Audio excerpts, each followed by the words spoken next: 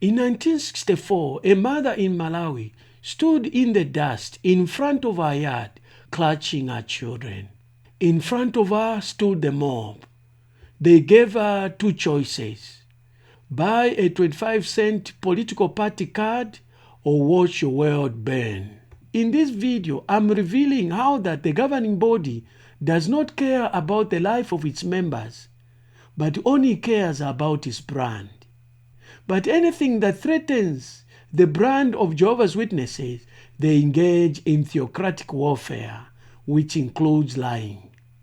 In addition, we pull back the curtain on the century-old divine medical advice that left a trail of graves. I am going to show you that the governing body of the Jehovah's Witnesses knew that what they were doing was wrong. I will show you how they branded deadly errors as new light, and the shocking double standard that allowed one country to lie while another was told to die.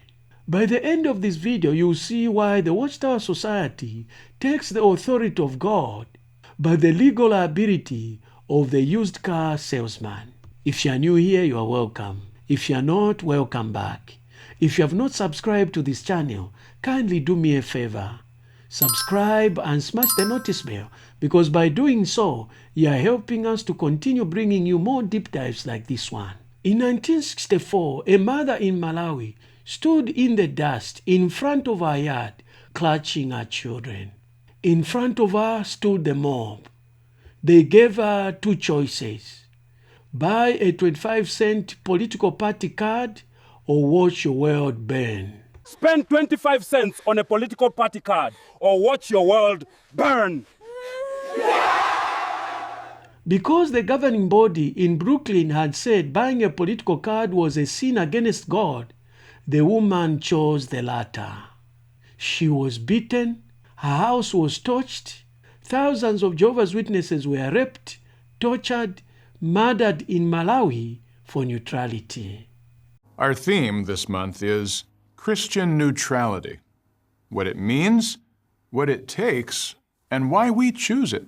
It's true we don't vote for political parties or candidates, but neither do we disrupt elections or interfere with those who choose to vote. It's true we don't sing national anthems, but neither do we discourage others from singing, nor do we make a public spectacle of not singing. We simply don't participate. So while we don't promote any political position, neither do we condemn any political position, even in our heart. That is what neutrality means. We don't take sides. 5,000 miles away, at the same moment, Jehovah's Witnesses in Mexico were doing the exact thing their brothers were being killed for in Malawi.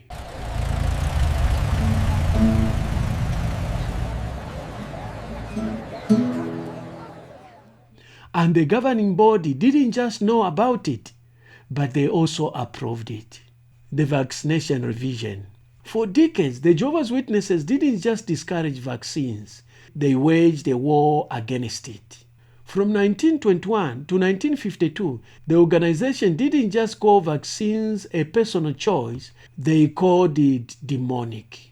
In the Golden Age, now called Awake, the governing body told the parents that vaccines were not just a sin, but a violation of God's covenant.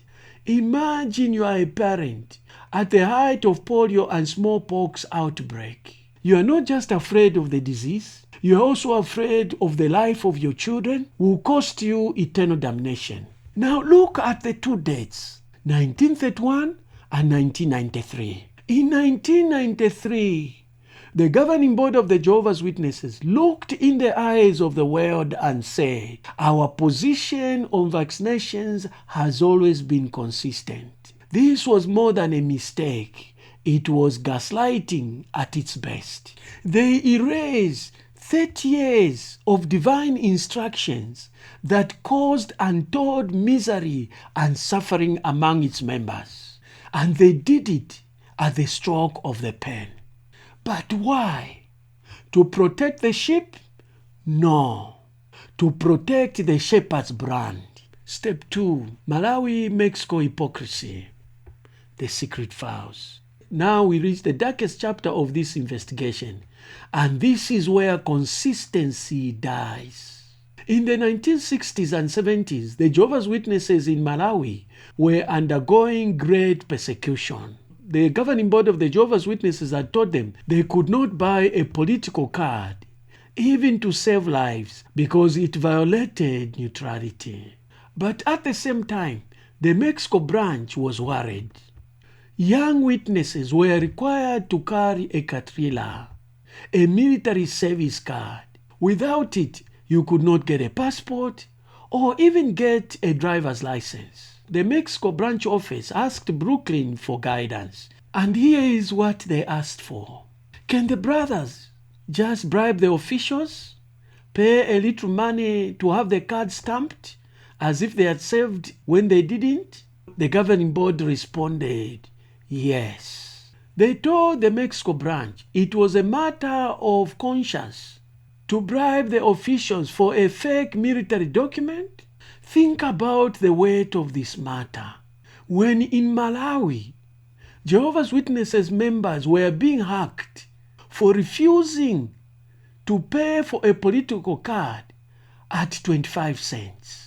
In Mexico, witnesses were told it was okay to use theocratic warfare or lying to get a fake military document. While in Malawi, witnesses were being hacked to death for refusing to buy a 25-cent political party card. Now, what is the difference here? In Mexico, the organization was at risk of losing its legal standing. The governing board of the Jehovah's Witnesses cared about the survival of the organization and not the survival of their members.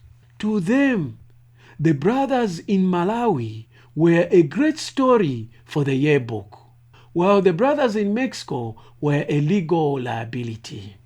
When the Watchtower finally reversed the ban on vaccines in 1952, they didn't apologize.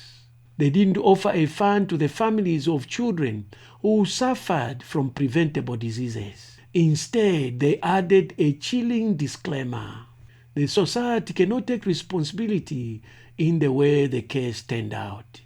Read that again. They claim to be a soul channel of God. They claim that disobeying them is the same as disobeying Jehovah. But when the new light reveals that the old light was a deadly mistake, suddenly they are just a human organization. They are no longer the soul channel. They don't take responsibility for the deadly mistakes of the old light.